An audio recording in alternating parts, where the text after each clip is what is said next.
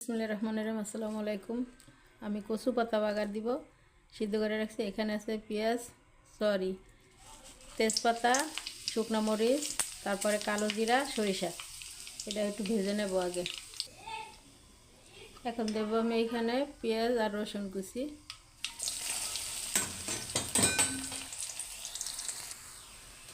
পেঁয়াজ রসুন আমার ব্রাউন কালার হয়ে গেছে। এখন আমি কচু পাতা সিদ্ধ করেছিলাম, এখানে পেঁয়াজ, রসুন, কাঁচামরিচ, লবণ এগুলো দিয়ে সিদ্ধ করে রেখেছি। এখন আমি কচু পাতা দিয়ে দেব।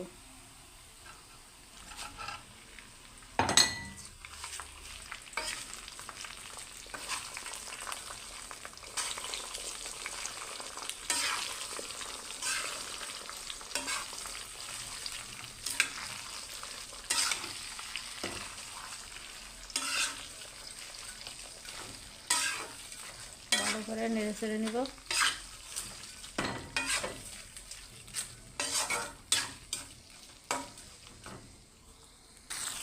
দেব চিরা কাঁচামরিচ। এখন দেব একটু লেবুর রস। একটা লেবুর অর্ধেকটা আমি চিবিয়ে রস করে নিয়েছি। কারণ এমন কচুরে ভাই, এই পাতাটি তো অনেক গলা চুলকায়, বলার বাহিরে। তাহলে আসলে কচু শাকে লেবুর রস দেওয়া লাগে না, ফালতু একদম। সুন্দর করে রান্না করলাম, মুডটাই নষ্ট হয়ে গেল।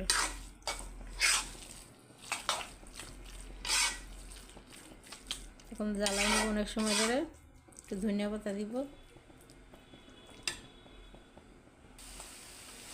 বাইরে ভাই, এমন কচু আমার জীবনে আর দেখি না কখনো। এত দুষ্ট কচু, গলা চুলকায় রে ভাই। রান্না করছি অনেক মজা করে, কিন্তু কাজ হলো না।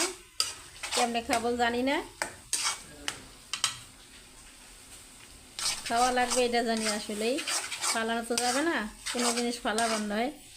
অনেক কষ্ট করছি কচু পাতা নিয়ে, সারাদিন গেছে আমার। কারণ এটাকে অনেক প্রসেসিং করা লাগছে, খালি গলা চুলকায়।